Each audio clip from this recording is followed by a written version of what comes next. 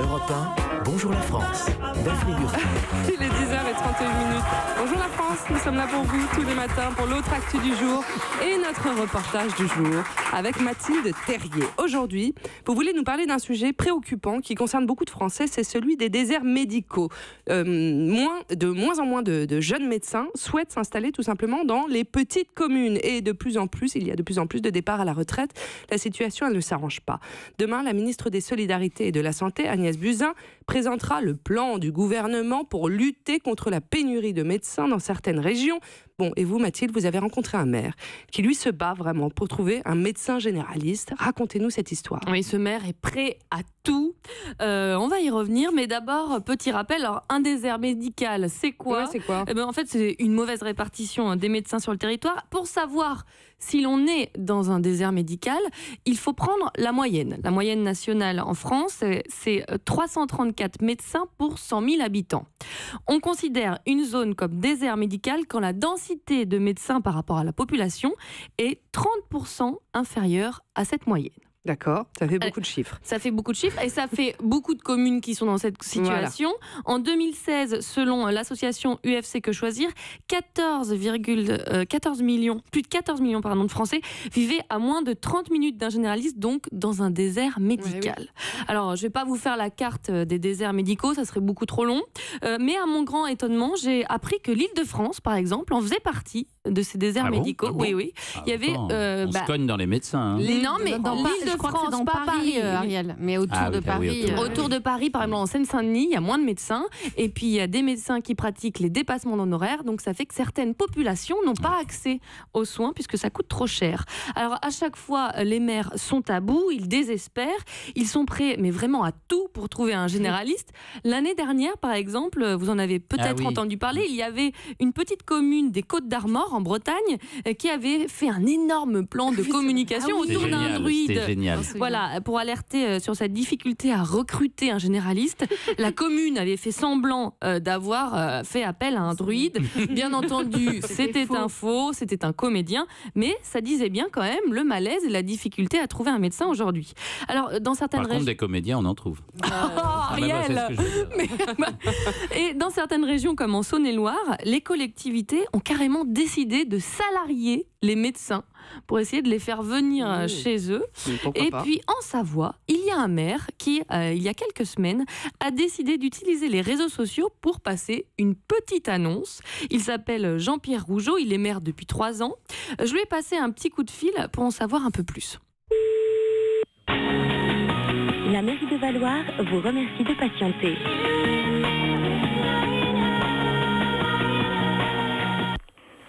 Oui, monsieur le maire. Quand est-ce que vous avez décidé de passer cette annonce et pourquoi ? Alors nous avions un centre médical, n'est-ce pas, qui était privé, avec 3 médecins, et ces 3 médecins arrivent en même temps à l'âge de la retraite. Nous avons racheté l'immeuble pour conserver le centre médical à Valloire, et c'est très indispensable pour nous parce qu'on a quand même 16 000 touristes l'hiver et on a à peu près 1200 habitants à l'année. Alors pourquoi on passe des annonces ? On a un cadre de vie qui est très très très agréable à Valloire. Je pense toujours qu'il y a des médecins qui aiment la montagne ou des montagnards qui sont médecins et qu'il n'y a pas de raison qu'on ne devrait pas en trouver. Si vous voulez, en plus, c'est saisonnier, donc on a 3 médecins qui sont là à fond sur 5 mois et demi, et tout le reste de l'année, il n'y en a qu'un qui travaille. Donc c'est extrêmement difficile de retrouver des médecins. On a tous le même problème. Et là, je vous assure, on a passé une annonce au mois de septembre.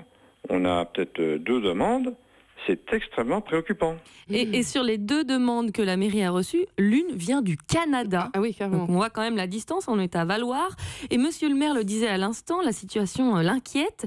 S'il ne trouve pas de médecin, voilà ce qu'il pourrait se passer. Les gens du village descendraient dans la vallée et tout ce qui est accident de ski partirait en ambulance sur un hôpital qui est à Saint-Jean-de-Maurienne, qui serait saturé. Et Saint-Jean-de-Maurienne, c'est où ? C'est à 34 km. Parce qu'imaginez que vous ayez 3 accidents pratiquement dans le même temps. Si vous avez 2 ambulances, vous en avez un qui attend 1h30 ou 2 heures, ou alors il faut l'enlever par hélico. Ça devient kafkaïen. Le système devient nul. Oui, Jean-Pierre Rougeot est très remonté. Mais vous pourriez quand même savoir en tant que journaliste où est Saint-Jean-de-Maurienne, enfin. Mais non, mais c'est pour ça. C'est pas bien, c'est à 32 km. De la distance. C'est une conversation. 34, Ariel, 34. Vous êtes loupé. Alors, Jean-Pierre Rougeot est obligé aujourd'hui de draguer les médecins, véritablement, parce que la situation est extrêmement tendue. Il y a urgence ici à Valloires, mais bien sûr dans d'autres communes de France qui sont dans cette situation. Et sur Facebook, monsieur le maire a mis le paquet. Il vante sa commune, il promet une meilleure qualité de vie, un loyer pas cher, la mairie en prendra une partie à sa charge. Ouais. C'est elle aussi qui achètera le matériel pour le centre médical. Bref, il est vraiment très motivé. Et puis surtout, me confier monsieur le maire, si le médecin veut rentrer à Paris, sur la route Paris-Valloires, il n'y a qu'un seul feu rouge, à Saint-Michel-de-Maurienne. Le reste, ce n'est que de l'autoroute, donc ce n'est pas négligeable. Il est super. Mais il a raison.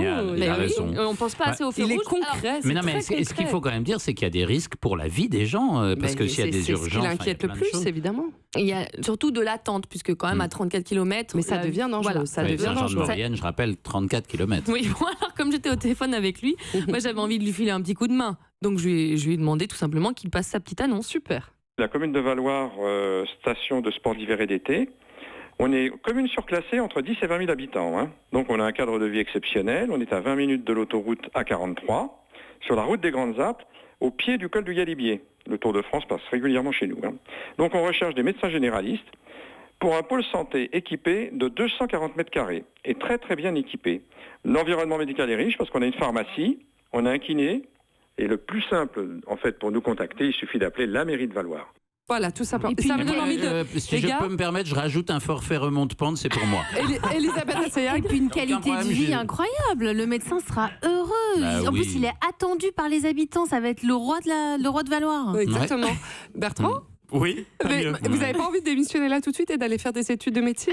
Moi, ça me donne envie tout de suite d'être docteur. Je suis désolé, je déteste la montagne. Je suis nul au ski. C'est pas vrai. Non, donc je reste au chaud dans le studio. Vous êtes vraiment un niçois. Ouais. Il n'y a rien à faire. Non, c'est génial d'habiter là-bas. C'est magnifique. Oui. Bonjour Valloires. Moi, je dis bonjour Valloires. Bon, d'ailleurs, vous savez que c'est un peu en rapport avec notre invité d'aujourd'hui, puisque CNOC, c'est quand même les déserts médicaux avant. On va en parler. Omar Sy arrive dans quelques instants. Il est formidable, le maire de cette ville. C'est quoi le plan alors qui va être annoncé demain? Alors, le gouvernement demain devrait dire qu'en fait il va doubler le nombre de maisons de santé pluridisciplinaires. Ça c'est vraiment la grosse mesure, c'était l'engagement de campagne d'Emmanuel Macron.